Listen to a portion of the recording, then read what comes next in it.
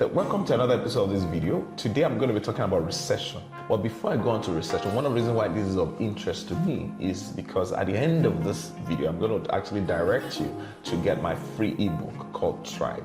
Thrive ebook is appropriate for you at this time. This is a time of great chaos. You need to read that book because it's going to change or blow your mind. It's going to change the way you look at your finances, your businesses, the way you approach all this one. So let's go into the meat of the issue. Recession just simply means that there's a general economic decline. This comes with reduction in trade, in commerce, in manufacturing, and so on and so forth. But scientists will say that the GDP must have reduced significantly, or must have reduced over at least 2 quarters. I won't go into details to define what GDP is. We can always check that up. But what I'm going to be talking about today is the question is, how do we deal with recession? How should we take this recession? How should we approach this recession?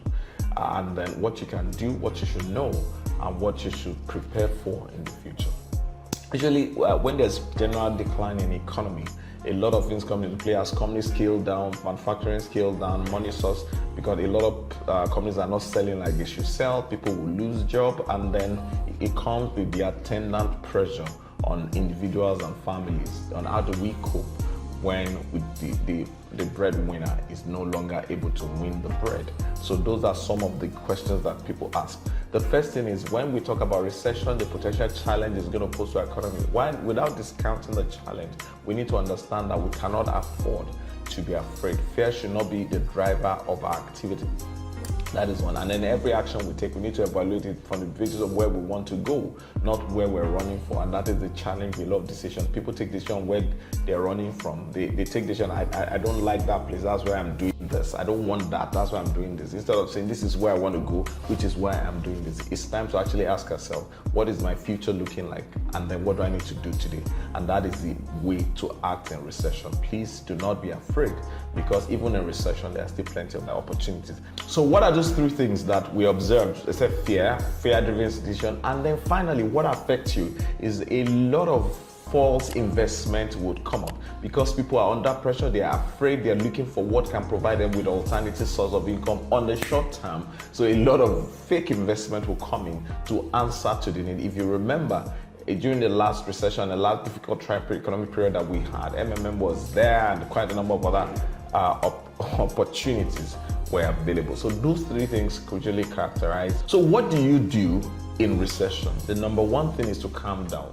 That boy's advice is not just for the parent, it's applicable to every one of us. When there's fear in the air, when there is so much, so much pandemonium, so much distraction, so much bad news, the first thing is to calm down, because if you do not calm down, you are going to start making decisions that are unplanned, that are not appropriate for where you want to go. You need to understand that when you are making the decision, the best way to make decision is based on where you want to go, not where you're coming from. If you're running from something, you're making the decision based on where you're running from, you would end up making mistake, because where you run to becomes exactly like where you're running from, because that's what you're focusing on. But when you're focusing on where you're going, where you arrive with will look like where you want to be. So first of all, calm down. Number 2 is to evaluate your finances. You want to ask yourself, how much exactly do I need per month, per quarter, every 6 months, and for the year? And then number 2, you want to ask yourself, how much do I have right now in terms of my saving, and how long would it last for me?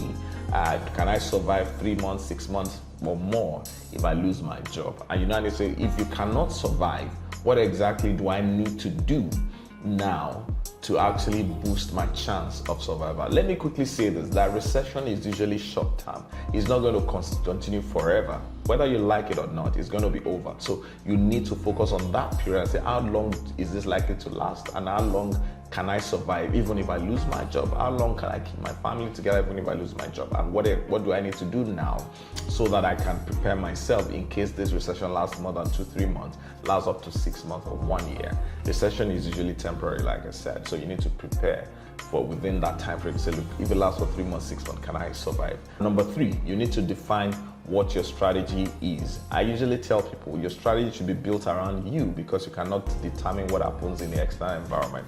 You are talking about your skill, you are talking about your income, you are talking about your person, your network. Those three things will come to play. What skill do you have right now? How do you up that skill? Particularly if you have sales related skill, it is very vital in this period of time. People will still buy whether recession or not. They will still go to pleasurable place whether recession or not. So your skill is very important, and then you ask yourself, what skill do I need that can yield income for me, and how can I improve that skill, and how much is it yielding for me now, and how much will it yield in the future? That is the first part of my third point. Your investment is number two thing you need to evaluate. How much investment do you have? This is the time. You see, there's this saying that when the tide is down, that is when we know those who are naked. This is the time that the tide of economy is down. We'll know those who are prepared. How much do you have in your savings account? How long will this last you? What kind of savings or investments do you even have? For example, if all you have is cash in the bank, you're losing money, because that money is not yielding anything for you. Inflation rate is double digit, so you're essentially losing the money. If you have investment that cannot continue to yield some amount for you, then you might have cash flow challenge as other sources of cash flow drive. So you need to ask yourself, what investment do I have? And then the serious question as far as what investment you have is to ask, how do I restructure my investment if you're invested in the wrong asset, or if you're not conversant with the asset you have invested your money? So you need to keep asking that. Your savings, as part of your strategy, your savings is the third thing you need to reevaluate. How much of it do you have ready at your disposal? I usually would tell you that you should aim to have 3 to 6 months of your cash requirement at hand anytime as emergency fund. That is also very important during this period. The last one is, which is number 4 point, is to get to work. What course do you need to take? What knowledge do you need to gain? What restructuring do you need to do for your investment? You see, let me conclude by saying this, that even in recession, a lot of the corporate organizations that we have that are blue chips now were born during period of great trials, from HP to mention them.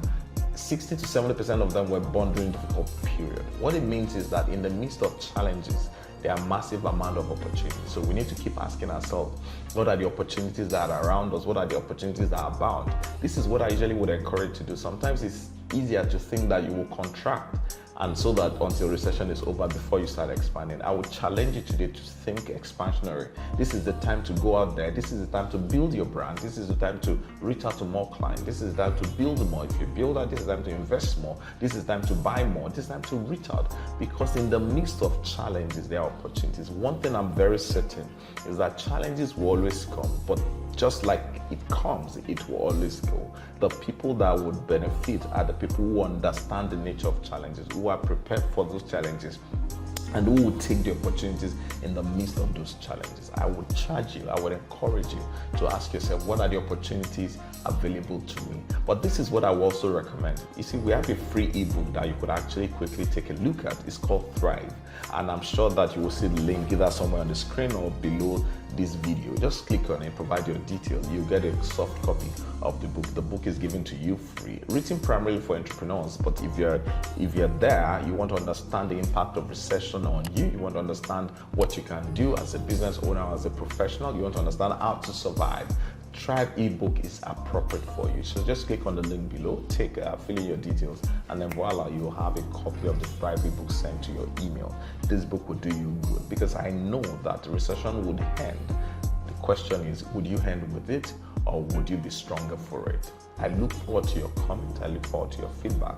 And when you become stronger on account of this recession, we would love to have your feedback on that. Thank you.